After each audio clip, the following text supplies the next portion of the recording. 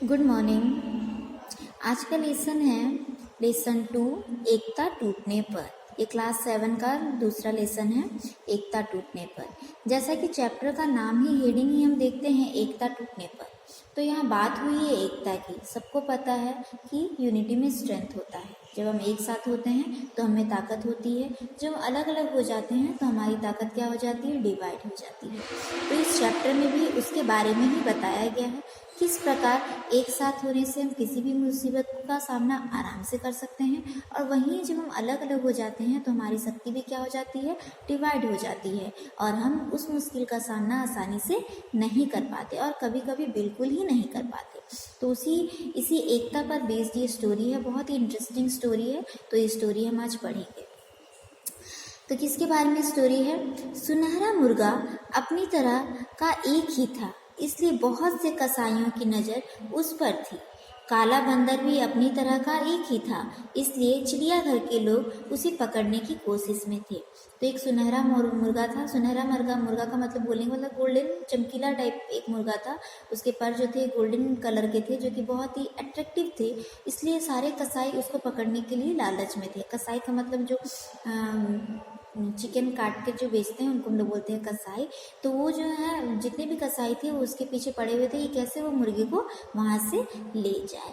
और एक था काला बंदर, वो भी अपने जैसा एक ही था।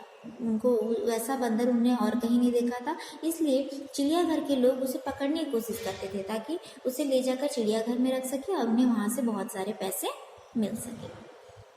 लाल अमरूद के पेड़ पर लाल लाल अमरूद लगते थे। उसके जैसा भी कोई दूसरा पेड़ नहीं था, इसलिए फल वालों से लेकर स्कूल के बच्चों तक को उसके अमरूद का लालच था। एक पेड़ था जो कि जिसमें कि लाल अमरूद होते थे, वो भी अपने जैसा एक ही था, इसलिए बहुत सारे फल वाले स्कूल के बच्चे सबको उन फलों का बहुत ही लालच होता था। पर उन तीनों ने मिलकर एक ऐसी योजना बना रखी थी कि कोई उनका कुछ नहीं बिगाड़ पाता था। तो उन तीनों में बहुत गहरी मित्रता थी। कौन कौन थे? पहला कौन था? ना सुनहरा मुर्गा। दूसरा कौन था? ना काला बंदर। और तीसरा कौन था? ना लाल अमरूद वाला पेड़। तीनों में बहुत अच्छी मित्रता थी और तीनों ने एक ऐसी योजना बनाई थी, एक ऐसा आइडिया तीनों ने क्रिएट किया था जिसके कारण तीनों को कोई भी नुकसान नहीं पहुंचा सकता था। क्या आइडिया उन्होंने क्रिएट किया था? जब कोई कसाई मुर्गी को पकड़ने के लिए आता तो पेड़ उसे लुभाने के लिए 2-3 पके अमरूद नीचे टपका देता। उन अमरूदों की खुशबू ही ऐसी थी कि कसाई पहले अमरूद चखने में लग जाता। उस बीच बंदर 2-1 कच्चे अमरूद तोड़कर इस तरह उसके सिर का निशाना बनाता कि कसाई अपना होश खो बैठता। आखिर जब वो ऊपर की तरफ देखता तो बंदर मुर्गी को पीठ पर बिठाए मुंह बिचकाता नजर आता। तो जैसे ही मुर्गी को पकड़ने के लिए कसाई वहां पर आते थे, अमरूद क्या करता था, 2-3 अमरूद का पेड़ जो है 2-3 अमरूद नीचे फेंक देता था। टपका देना मतलब नीचे गिरा देना। जैसे ही कसाई जो उस अमरूदों को उठाने चला जाता, उनको खाने के लिए चला जाता, ये अपने पेड़ से और 2-4 कच्चे अमरूद क्या होते हैं, बहुत सख्त होते हैं, पत्थर की तरह सख्त होते हैं, उसके सर पर निशाना देकर मारता। ऐसे करने से उसका सर चकराने लगता और वहीं पे गिर जाता। और ये जो है आखिर जब ऊपर देखता तो बंदर मुर्गी को पीठ पर बिठाए मुंह बिचकाता। जैसे वो ऊपर फिर उठकर देखता, जब उसका सर घूमने लगता, जब ऊपर नजर उठाता तो देखता बंदर के सर पर कौन बैठा है, मुर्गा बैठा हुआ है। कसाई हार कर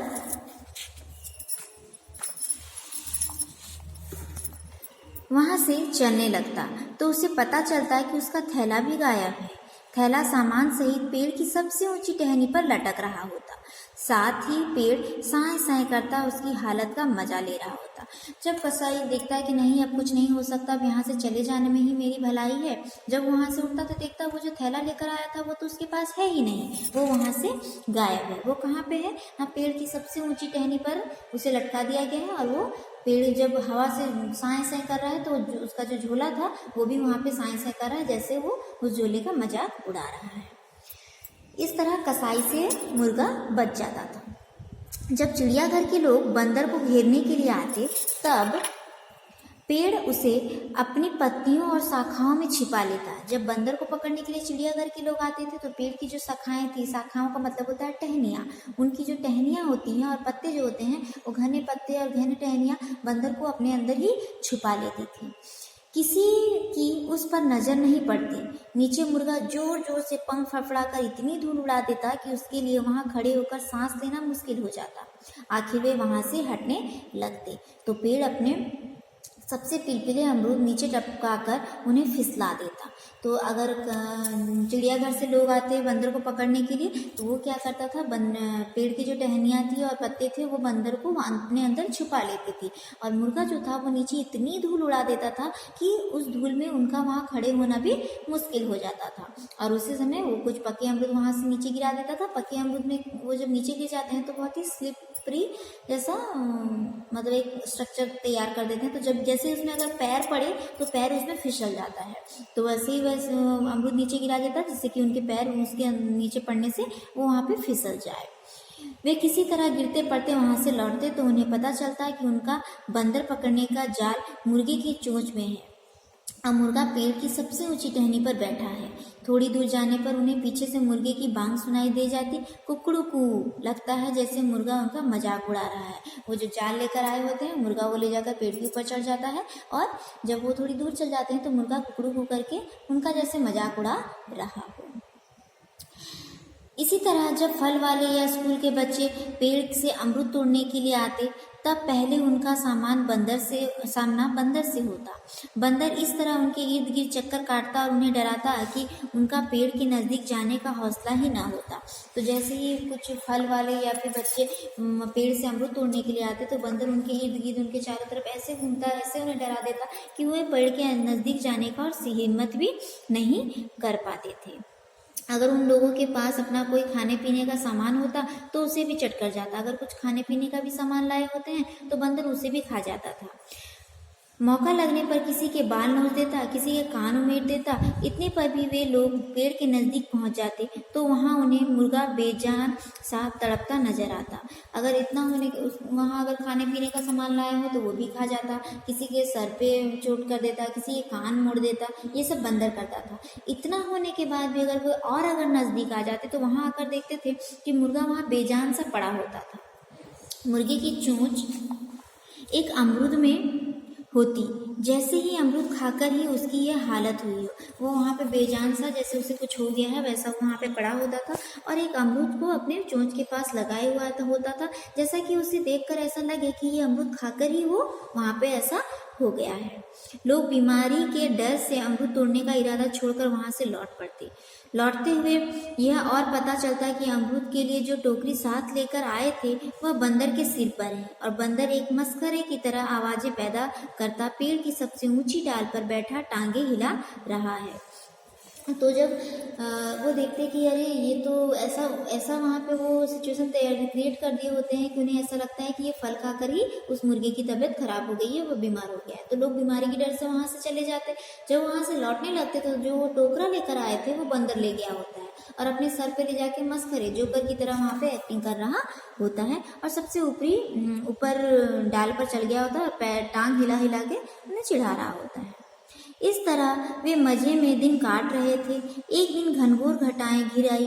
पहले मूसलाधार वर्षा हुई, फिर ओले बहुत गिरे। जब उन तीनों ने साथ मिलकर अपना अपना बचाव करने की योजना बनाई थी तब इस दिन की बात नहीं सोची थी।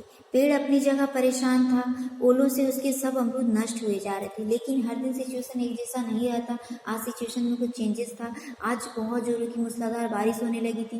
बारिश के बाद फिर ओले का मतलब होता है बड़े बड़े बर्फ का गिरना। बड़े बड़े बर्फ के टुकड़े गिरने लगे, जो कि बर्फ के टुकड़े तीनों को बहुत ही परेशान कर रहे थे।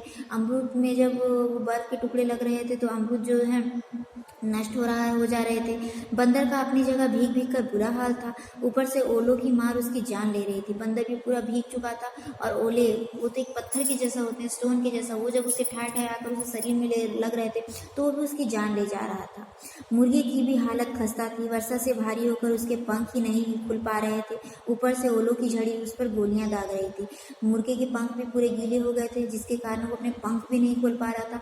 उसके ऊपर से ओले की जो मार थी वो भी वो सह नहीं पा रहा था। वो उसे जैसे गोली जैसे ठाए ठाए लगती है उस तरह से उसे प्रतीत हो रहा था। तो यहाँ तक हम पढ़े हैं इस वीडियो में। नेक्स्ट वीडियो में हम इसके आगे का पार्ट पढ़ेंगे।